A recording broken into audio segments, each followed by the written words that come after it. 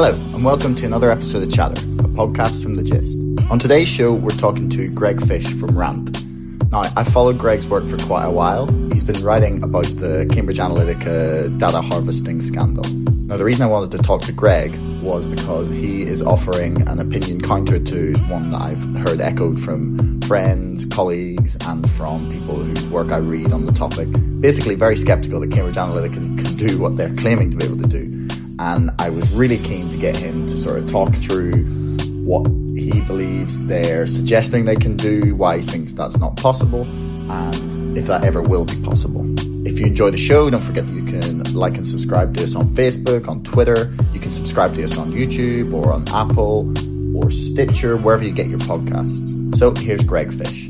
So, Greg, thanks very much for appearing on the show. You are only our second guest of 2018, which is awesome to be back and doing some more podcasts again. Welcome to the show. Thanks for agreeing to chat to us. Thanks for having me. So I am not going to waste any time. I'm going to jump straight into it.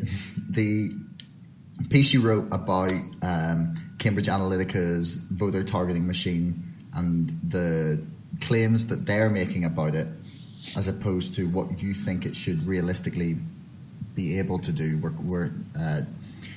it's not something I thought of really deeply before I read your piece. I just sort of came across it on Medium, and it really changed the way I looked at it. Like, to what extent do you think that they have the sort of power that they're claiming to have over, well, just an electorate, or do you think it's sort of a lot of hot air? Mostly, I would say that it's hot air, and I base that not necessarily on my skepticism of whether they could get something working. I base that on just the general problem with dealing with huge segments of the public and having a lot of data. There are several concerns. Basically, you could say that I want to have data about everybody in a particular electorate. The question is, how do you get that data?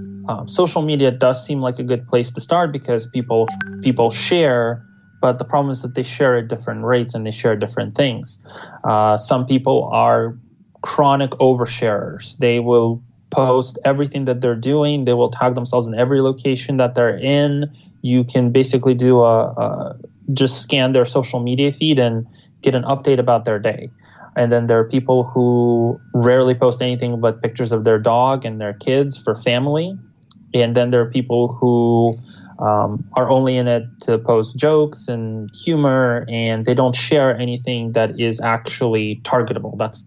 That system would find actionable. So you have a huge data set, but now you have to parse it for something meaningful. And the questions become very fundamental. You have to face some very fundamental questions about what is actually meaningful. What are they talking about? What are they concerned about? Because you have to figure out what are their primary issues. What are the things that they're voting on? If they're just posting pictures of cute pets or promoting their business, there isn't really much to go on. You know, they might care about environment and animal rights, and they might care about business and tax cuts, but those are very broad, general things. That's everybody targets that. There's nothing that signifies we can reach in with this targeted precision. We know exactly what you're concerned about, how to craft a message to you. That is very unlikely to get unless you're sitting down and interviewing this person for days on end and building a full-blown psychographic profile of them. That's simply not possible for even the Fortune 100 company.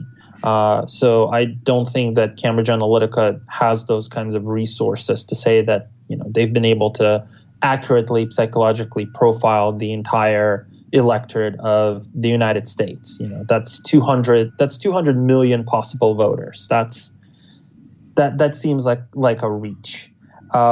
I think part of it is it's a sales tactic, and part of it is them just trying to essentially do what any other company does in terms of creating focus groups, in terms of market segmentation, and pitching it something that's, you know, wrapping in enough buzzwords and pitching it as something that's revolutionary. Say the words big data and AI a lot, and people who are not experts in it will be wowed and pay you lots of money and hire you as consultants. So it's all an elaborate con scheme.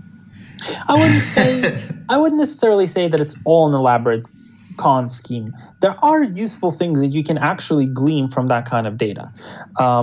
What computers are really good at doing is at giving you a lot of context around people's behavior and about people's habits. So you can look at all this data and notice that, this person shares a lot of similarities with a particular demographic.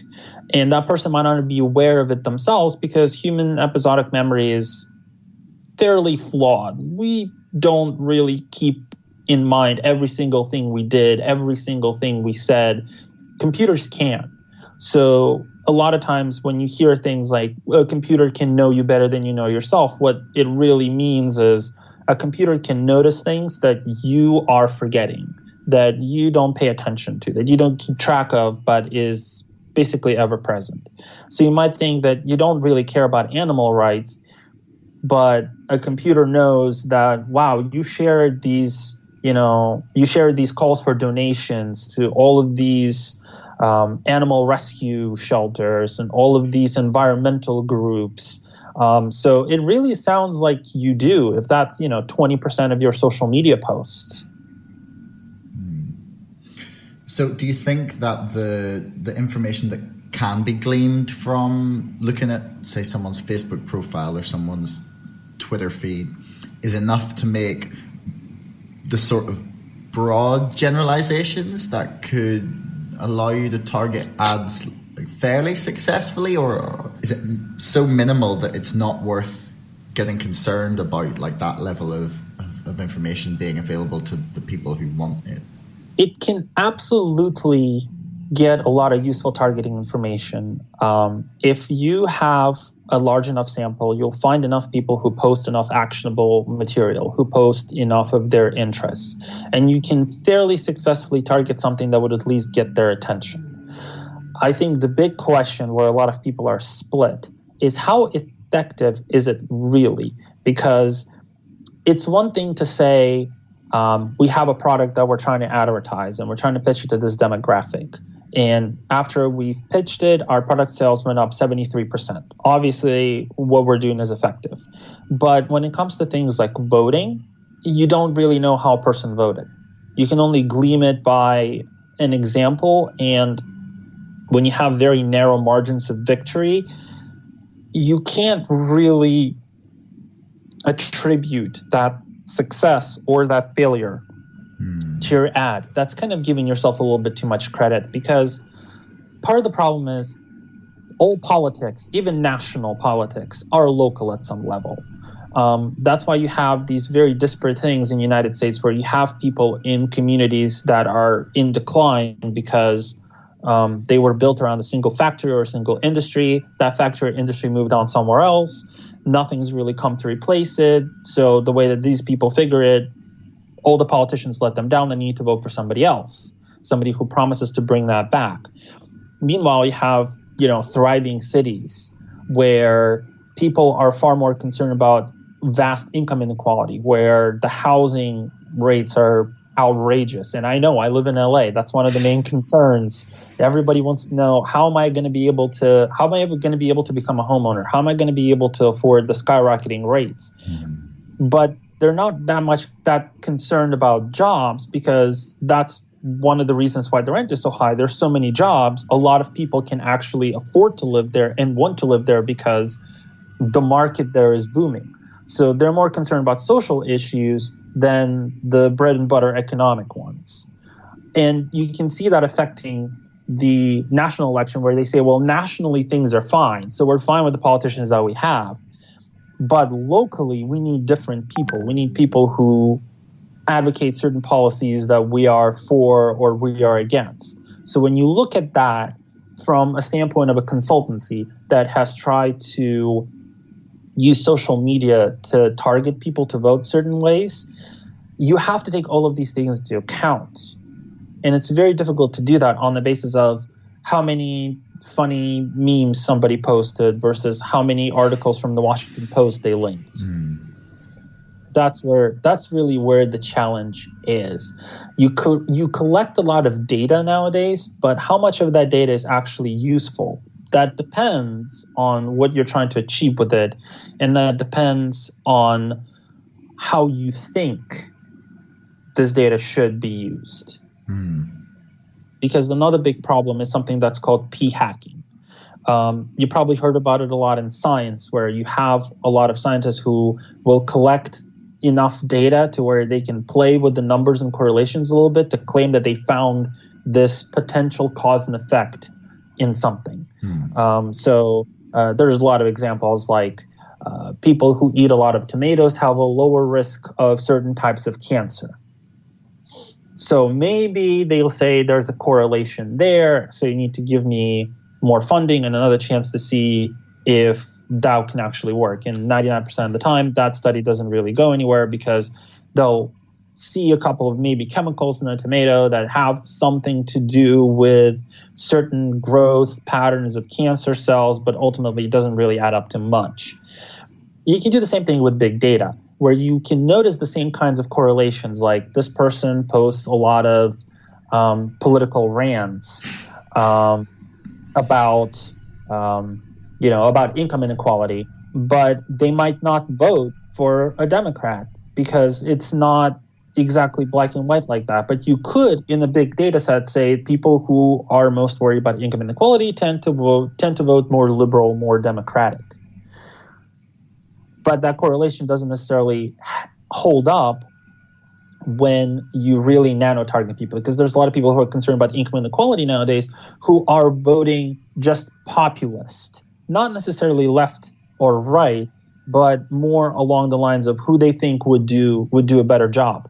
Because you have a lot of people on the populist right who say, well, Democrats are all rich people and elitists up in their Hollywood mansions and Wall Street, because they associate Hollywood. They associate that with Hollywood and New York, both liberal strongholds. So I'm going to vote for Trump, who's a populist, and because whatever logic they use to justify that a billionaire actually would really care about income inequality in rural or suburban America. Yeah, that one still gets me a little bit at times. But aside from the slightly more specific logic and lack of there, something I was thinking about recently, and you kind of touched on it, was that it does become difficult to break voters into specific categories as soon as you start discussing more than one issue, because people are not just one identity, for lack of a better word, but they're not. That's one issue doesn't tend to define exactly what they're going to feel in every other issue. Maybe slightly more so because of sort of accelerated partisanship and in the UK and the US. I was wondering if you thought that America could be slightly more prone to the sort of voter targeting, or just a referendum in general. Sort of taking the example of the Brexit vote, it's very much split the country, and not necessarily down party lines, down the lines of the left and right, the two biggest parties. And in America, you get people who kind of, well, correct me if I'm wrong, anyway, that one issue very much defines the party they will vote for. Example, if people are really pro-life or really pro-choice, if they feel really strongly about guns or about racism and inequality, I feel like, and maybe I'm wrong, but there's so many hot button issues upon which people can be targeted for being triggered in a way on either side of the issue, that in a way it makes a more single issue driven country one that's more susceptible to that sort of, I don't want to say propaganda attack, because technically it's just legal campaigning, but what do you think? Well, you can look at all political ads as a form of propaganda. It's just a matter of degree. in terms of single issue voters, they've always been there. That's always been a thing. There's always something that will push a certain person to vote a certain way. However, there's a lot of nuance. Like you said, people are not really necessarily defined by only one thing. And you can be a single issue voter, but have extremely nuanced opinions about the thing that you're voting for. For example, somebody who is pro-choice can basically say that whatever we just need to give women the right to do whatever they want with their bodies, and that's all there's to it. And I don't care how all of that happens. I just care that they have this right, which is perfectly fine. But the other variation that could be, I very much care that women have that right, but I also want this to be paired with sex education that works, with free STD clinics, with contraceptive distribution, with policies that I know should drive down the abortion rate. So the idea there being, that's kind of what Bill Clinton espoused. You know, abortion should be safe, legal, but also rare. And I think along the line, you'll see a lot of happy medium, because you'll talk to a lot of pro-life people who say, well, I don't want there to be abortions. I don't want people using that as their first choice of contraceptive. And you'll have a lot of pro-choice people that will agree with them and say, yeah, we don't want that either. We want sex ed. We want all these programs that will help drive it down. The only thing that we're concerned about is that if somebody has already decided 100% they are doing it and this is for the public good, or they have a medical need to, they can do it safely. They have that right. They have that access. And it can be the same thing with guns. The vast majority of Americans want to be able to own guns. I would put myself in that camp. I want people to be able to own guns. I want to be able to own a gun if I want to. However, I also don't want to just be able to go down to a store and pick up an AR-15 without any sort of sanity check of, you know, is the person trying to buy it fit to own it? Have they been trained on it? Do they have any sort of liability insurance? Do they have any sort of history of violence? Do they have any sort of history of mental illness that might potentially make them dangerous? And there are a lot of people who are very pro-gun, who are very pro-Second Amendment, who agree with that. There have been many polls that anywhere between 7 in 10 to 8 in 10 Americans say, yes, we want people to be able to own guns, but we want background checks and we want mental health screening. We don't want to give people who are serial abusers, who have a lot of trouble with the law, the ability to buy guns quickly and easily. So there's more shades to it than that. And so we can kind of take that information and go back to the idea of targeting voters based on single issues, and see how that could actually repel somebody. If somebody is very pro-Second Amendment, very pro-gun, an ad that essentially tells them that they need guns to protect themselves from evil liberals about to rip guns out of their hands and turn America into a dictatorship, that might repel them, and they might say, yeah, I'm pro-Second Amendment, but this is ridiculous. This is really crazy. We need something that's a little bit more sane. And I don't think that a lot of single issue voters do actually kind of get the credit they deserve for having more nuanced opinions than the media gives them credit for, than political strategists give them credit for. But I also understand why they do that. They can't really hone down and say, well, this is what Ted thinks, this is what Mary thinks, this is what Susan thinks. They have to look at it in the broad, here's what this bucket of 180,000 voters thinks. Here's what this bucket of 500,000 voters think. They don't have that luxury of getting down on that super personal level unless they're running for a very hyper-local position.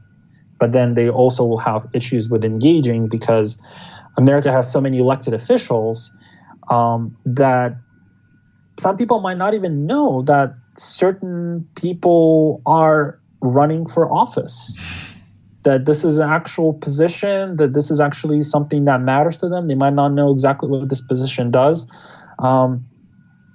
So they might have trouble getting some engagement. Okay.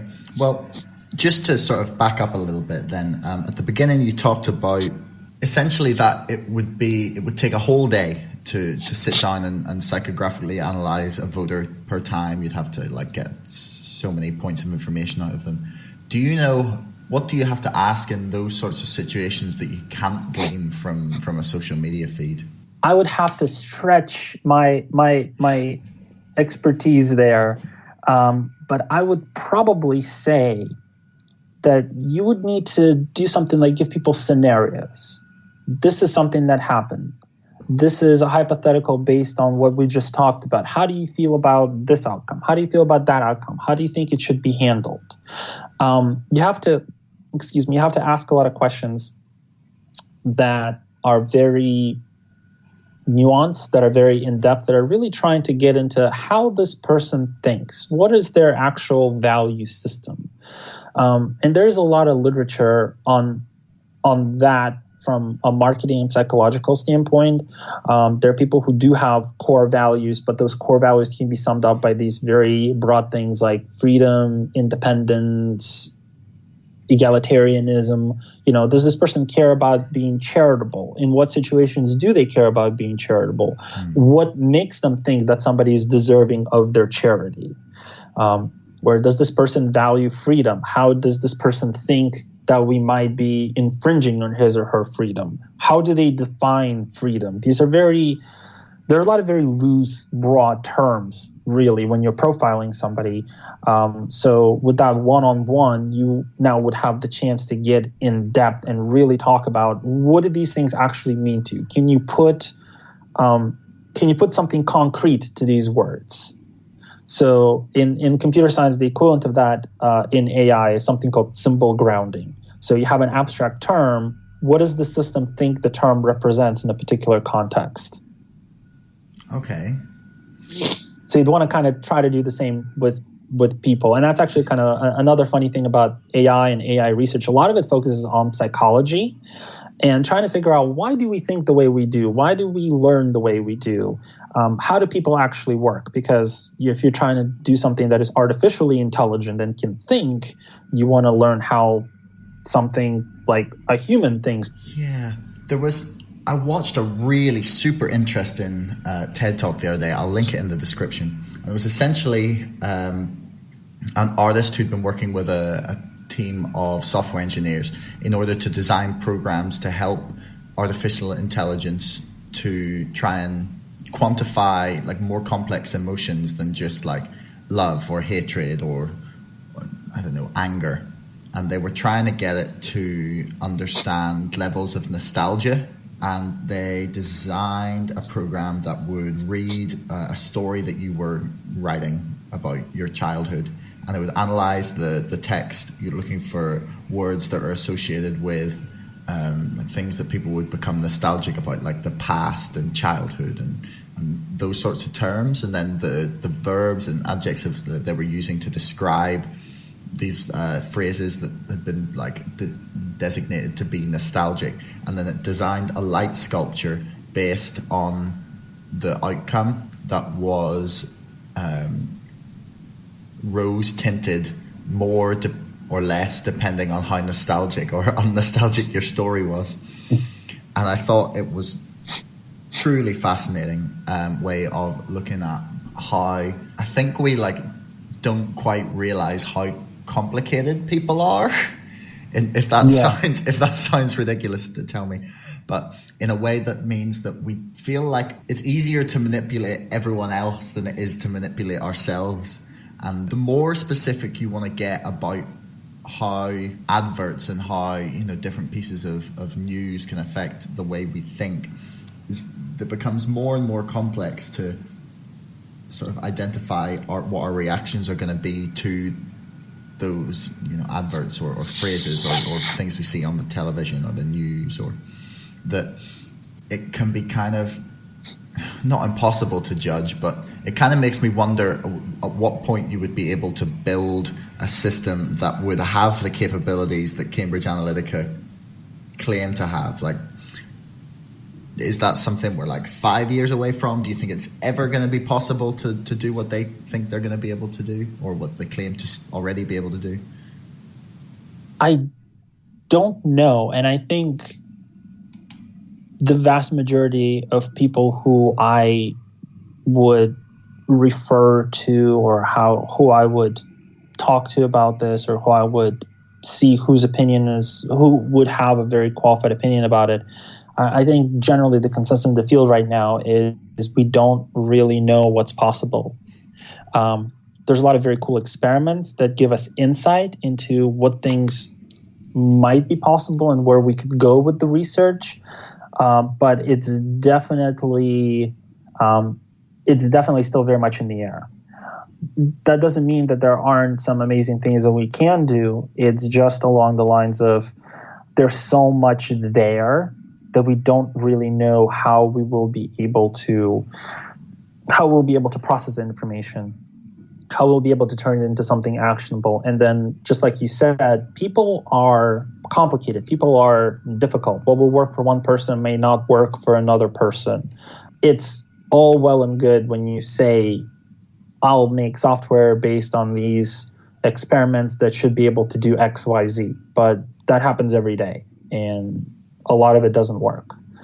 I think the strongest predictor of how people will react to any sort of advertising, to any sort of media message, any sort of political message, is going to be the culture in which they're brought in, because you at least have an idea of how they might try to process and how they might look through it.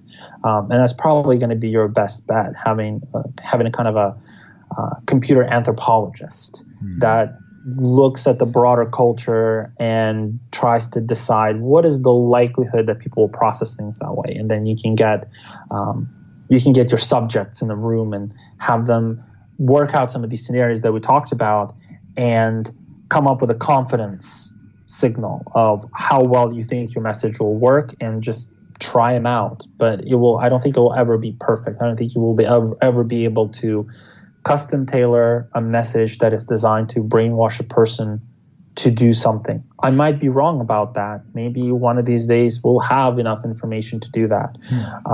But personally, I'm skeptical, and I think that the proper expert answer to that is we don't really know yet. It's too early to tell. I hope you're right. You know, I don't really fancy being the victim of some sort of brainwashing propaganda. Who knows? Maybe I have already been, and we're just completely unaware of it. Yeah, if it's really good propaganda. Yeah, we just no idea. We've been convinced that there's no way to know if people can actually be brainwashed, and that's what they've brainwashed into us. Okay, that's let's not go there. We got dark. We got dark very quick there. Yeah, it did. That tends to happen when you talk about AI, though. I don't know. I find it gets very end of the worldy very quickly. So, in terms of how, so if we sort of put aside the fact that we think that Cambridge Analytica are potentially maybe bluffing a bit as to how much power they actually have over an election, why do you think people are willing to believe that they have that power rather than, or do you think it's maybe only some people discussing that they have this and people are kind of just all right with their data being used? People are just kind of like, well, I agreed to it all. They used it for ads. I got some cool stuff I wouldn't have found, and they got some information about me for some political ads that I probably just ignored. Do you think it's kind of nefarious the way they've used the data, or do you think people fair enough know what they're signing up for? This is probably an unpopular opinion, but I don't necessarily think that they use the data too nefariously. There's definitely an element of subterfuge where they very much didn't really want people to know why their data exactly is going to be harvested, and they buried a lot of the information that did in the fine point. So it was misleading, but it wasn't necessarily illegal or criminal or just very, it's shady.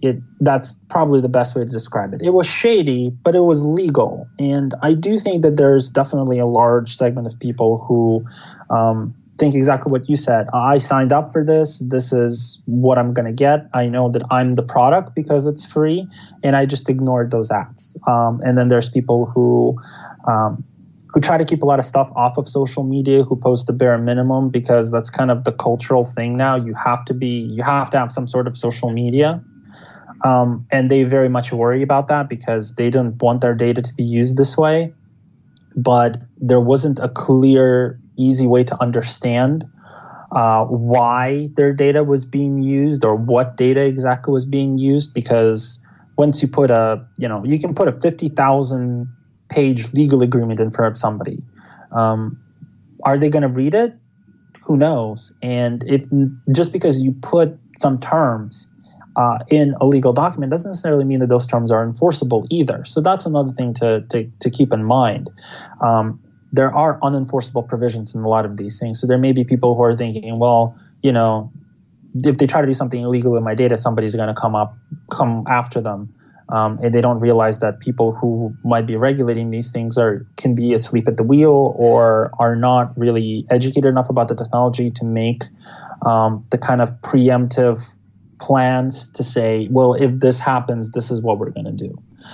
So, but that said, there are definitely people who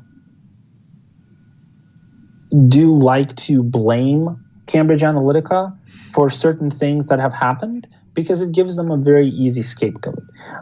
There's always the one thing. There's a lot of media narratives that are obsessed with the one thing that helped so-and-so do this. The one thing that helped Trump win. The one thing that lost the election for Hillary. And it can't just be one thing because the world is more complex than that. You have a lot of things to take into account. You have voter suppression. You have gerrymandering. You have, yes, political ads and harvesting through social media. You have fake news. You have people's economic anxiety. You have people who are just racist and, want to make a statement. You have all of that, all of these factors playing into account in a very complicated political system. And you have to take all of these considerations into account when you're trying to figure out, how do we move on? What do we do? What do we fix? If you boil it down to this one nefarious entity is behind all this, and if we get rid of this nefarious entity, everything is going to be perfect, that's a very appealing thing. And it's the same thing, I think, for American liberals with Trump. There's a lot of people who fantasize, oh, he's going to get impeached and America will be back to the way it was. But that can't possibly be true. You're looking at a history of about 40 years or so when the Republican establishment essentially seemed to have decided that anyone other than them, government by anyone other than them, is simply not legitimate.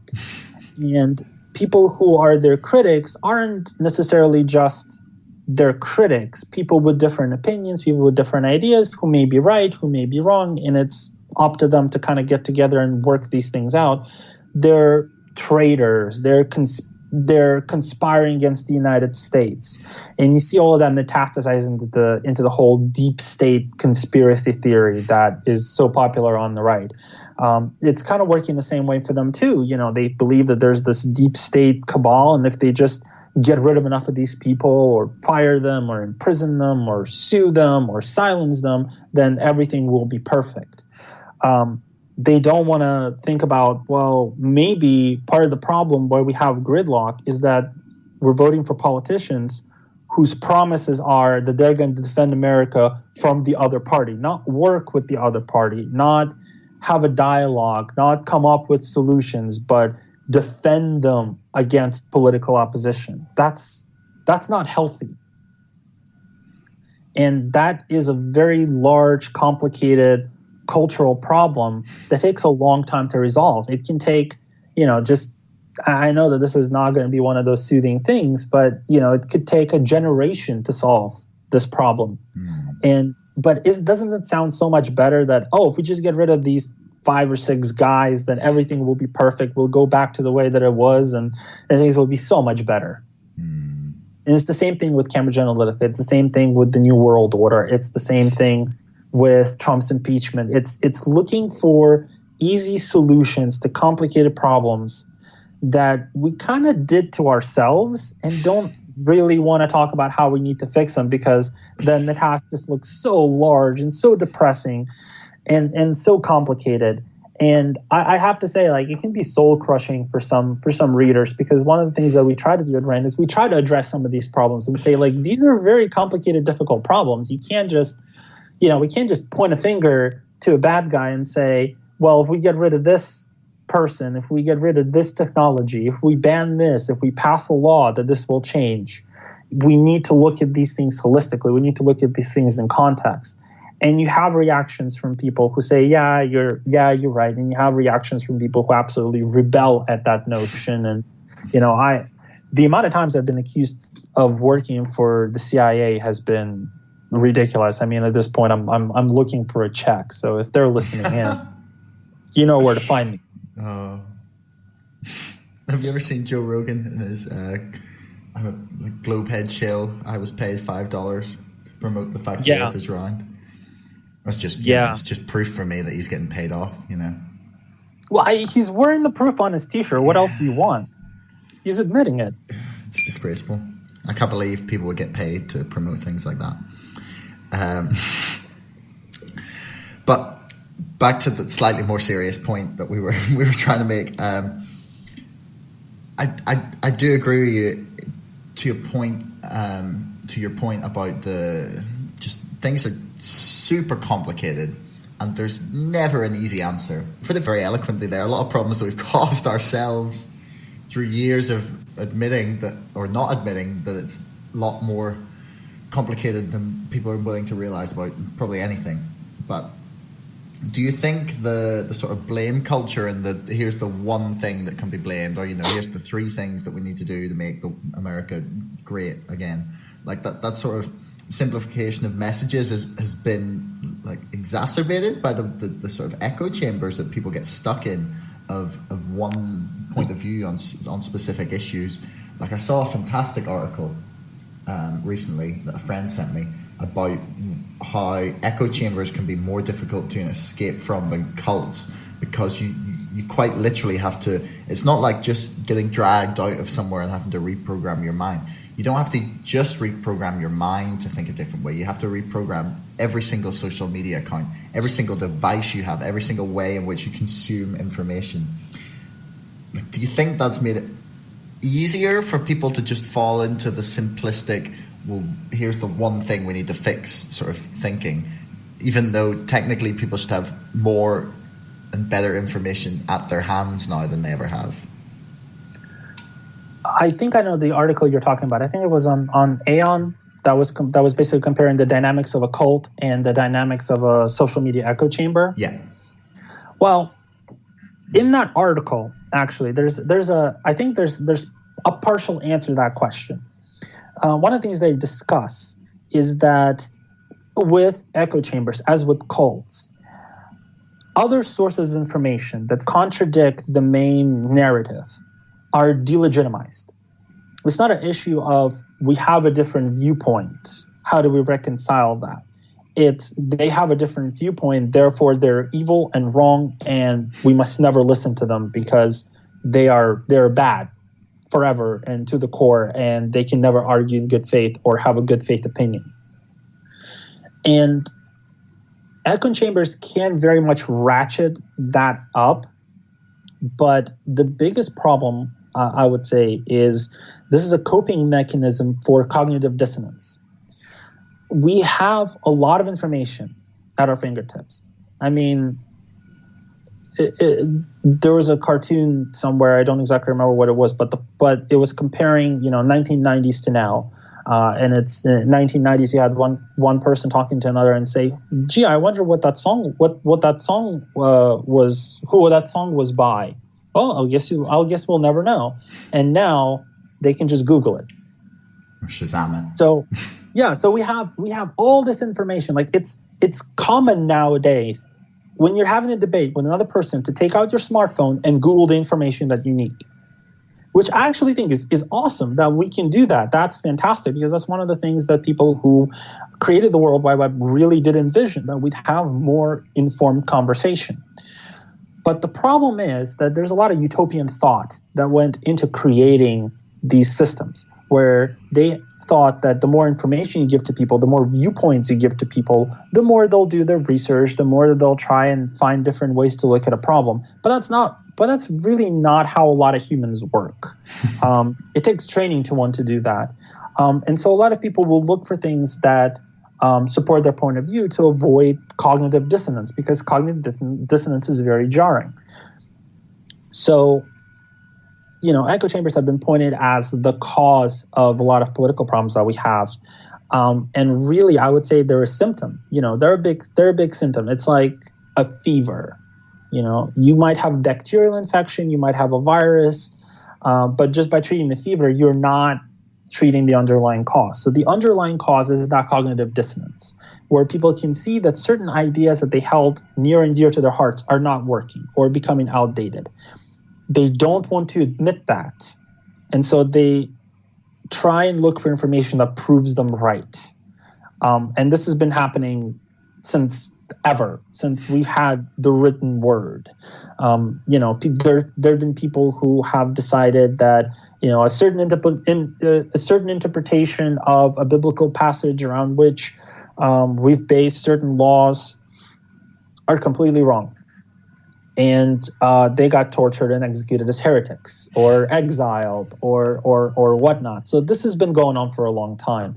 So this is just a technical, more civil version of it, where we just yell at each other through social media instead of going after each other as heretics and having mass executions of unbelievers. Which again, it's progress, but like I said, the issue is that we have so much information that we get to do that picking and choosing. We don't necessarily get to evaluate the quality of information anymore, because part of the issue with a lot of social networks and a lot of aggregation sources is that they very much conceal the quality of the content that we consume and give us the stripped down version of it. Whereas before you could go, you have New World and deep state conspiracy theories coming from somebody with a GeoCities page that plays weird music and has these weird dancing clip art, and you go, well, this person's obviously needs a hobby, and move on to that. Now that's all been completely stripped down. You can get very professional looking site going in, an afternoon for $100, and it looks like you're a sleek, legitimate outfit that has really researched this. And until you really start to dig in and go, wow, this is crazy, anyone can be taken in. So imagine somebody who desperately wants to believe that there is one culprit behind all their misery. There is a one world order that is making us all go insane, and they've latched onto these sites that look legitimate, and they use them and they share them and they engage with them. Other people share them, engage with them. They gain credibility. They gain a lot of prominence. They gain a lot of exposure. It's not just email forwards. It's not just weird websites anymore. It's become front and center. Mm-hmm. And people are now using to take that option of, I see something that looks official, that looks decent to me, that will support my view. I will therefore grab it. So that's why it's so important to try and expose yourself to other thoughts. If you read The Atlantic, read the National Review. If you read the Daily Beast, read Red State. Take a look at what's happening on both sides. This doesn't necessarily mean, though, that both sides are the same or that both sides are correct. I think that's another issue that we kind of fall into with the echo chambers, where we try to present what we say is a balanced point of view by, we say something negative one side, well, we have to say something negative about the other. We said that they're right about this, well, we have to find what the other side has been right about. And that's not really how it works. There's a single set of facts that are true, or opinions that are entirely subjective, and you can't call them true or false without more context and more information and more data. And you have to try and pick out which one seems to be more correct or better supported. But the idea there is to figure out, why do certain people think X and certain people think Y? That's what you would want to try to figure out by exposing yourself to these different viewpoints. And then you can do your own analysis of well, what did the actual facts say? What information have these people presented? What information have those people presented? What can actually gleam out of both of them that seems like it actually lines up with the world as I see it? That's kind of the healthier way to go about it, and that's not a way that we necessarily promote. We again are promoting, the easy answers of, oh well, if you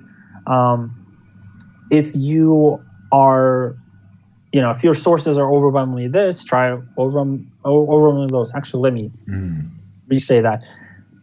We give advice like the one that I sounded as if I was starting out giving. To expose yourself to other points of view and just, expose yourself to them. But that doesn't really do very much on its own. You have to do that. You have to do that hard work of trying to figure out what seems to be the more likely answer. And a lot of times you'll find that neither are true. And a lot of times you'll find that you have a lot of distortion happening to fit a partisan prism. But one distortion is more correct than the other. Yeah. On the reading two sides of the argument thing, I thought I was listening to a podcast with Ezra Klein from Vox recently, and I cannot for the life of me remember who it was he was talking to, but they made two excellent points.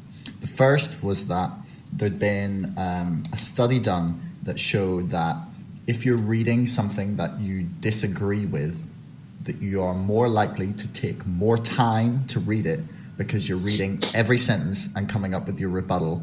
Whereas if you're reading something you agree with, you just sort of scan it and nod everything through, that you're not considering it as heavily as you would something you would disagree with, because it processes much easier. Just, digests very nicely. You don't have to, it doesn't challenge you in any way.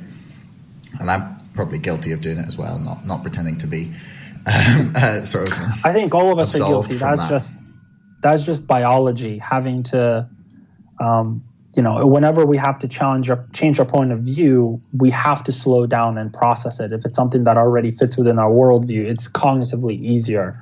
So everybody, if you're human, you're guilty of this. Yeah, exactly. And the other thing was that I think it was during that same conversation that they started discussing how as soon as you break people down into two groups, that it becomes so easy, not even on a political level, not even on a human level, that if you start say you have a camp in the forest with a group of kids and then another one across the lake, that there's just something there, like a rivalry that people can't quite explain, and we get hooked on the ideas. And I think I saw a piece that described the fervor with which people supported Trump, or the fervor which people debate the BREXIT referendum in the UK is almost like it's like an extreme form of brand loyalty. Like, the people get just really passionate about these ideas and just sort of begin to allow themselves to be defined by that, and then this just sort of widens this gap between sort of the objective things that you can prove and what you're willing to believe. Do you have any thoughts on how we can stop people getting attached like that? Well, sometimes we don't necessarily want to because it's harmless. Sports. I'm a fan of certain sports teams, and that's totally fine. It doesn't really affect anybody's life if my team wins or my team loses. It's a game. But interestingly enough, there was a study at the University of Maryland that showed that a lot of times partisanship very much becomes like a team sport. And Americans don't actually have that many hardcore policy differences.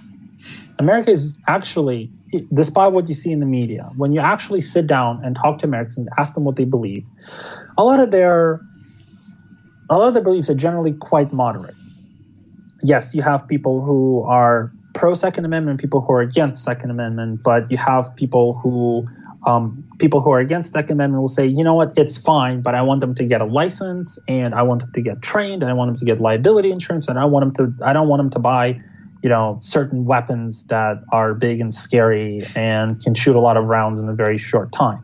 And you have the pro-Second Amendment people who say, no, I want to be able to own guns, but I agree with you. You should have some sort of training. You should have some sort of background check. We don't just want to hand those things out at the grocery store next to the bananas. That would be ridiculous. I completely agree with you.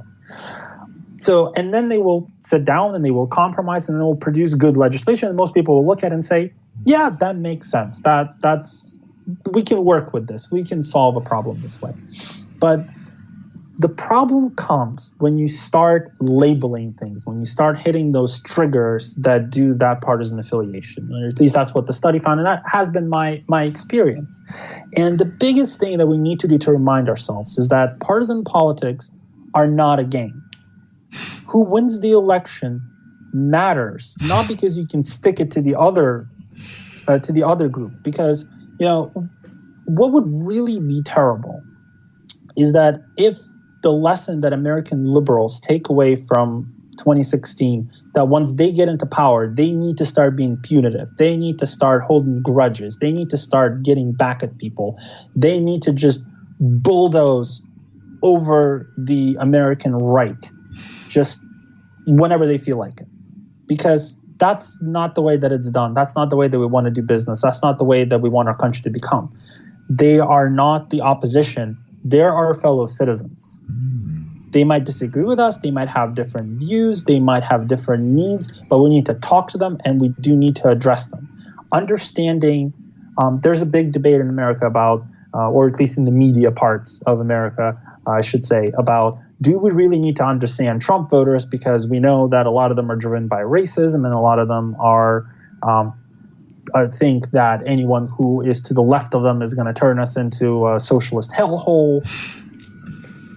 We still do. We need to know why they think that, where they got these ideas, why do they ascribe to them, what is it that they actually want, how can we get them to work together? Because a government that oscillates between two parties and two cultures that absolutely hate each other by nothing more than label and partisan affiliation, when studies show that we agree on so much underneath, that's not a way to run a stable government. That is a way to basically just tear your country apart. So the lesson that we need to take here is that this is important. We cannot treat each other as this villainous, evil opposition that wants to destroy our country.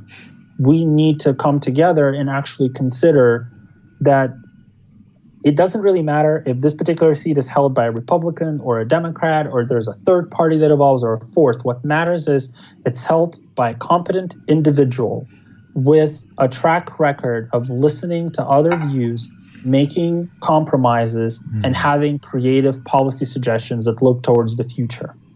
That's what we need. That's the message that we need to get out there. And that's another one of the things that this whole Rantt experiment has been about, and one of the reasons why I joined it. We want to make sure that we convey that message that we need to listen to each other, because we are all here in one country, and we need to focus on the way that we're going to make this country great again is by coming together as one country and having a shared sense of identity and mission and purpose. We don't have that right now. We need to get back to that. So instead of being on Team Democrat or Team Republican, we need to be on Team America. Sorry, I can't think. I always think of the film when someone says that. I know. I knew that was gonna happen. As soon as I said it, I'm like, oh God, now he's envisioning the puppets. There we go. What we're saying is that you need to blow up half of Paris. That's how to be on Team America. Sure, why not? Yeah. No. Well, I did talk about creative solutions. That is true, but I feel like Paris, unless we're talking Paris, Texas, and even then I don't think that's like the root of America's problems. That was a fantastic place to end. You made a very good sort of summing point about everything. Thanks very much for agreeing to chat to me. It's been a lot of fun. Oh, absolutely. It's been a pleasure. Do you have any last thoughts? Anything you want to say? Without me saying, you actually managed to do a pretty good job of sort of coming to a nice round conclusion there. I don't know if you want to add anything.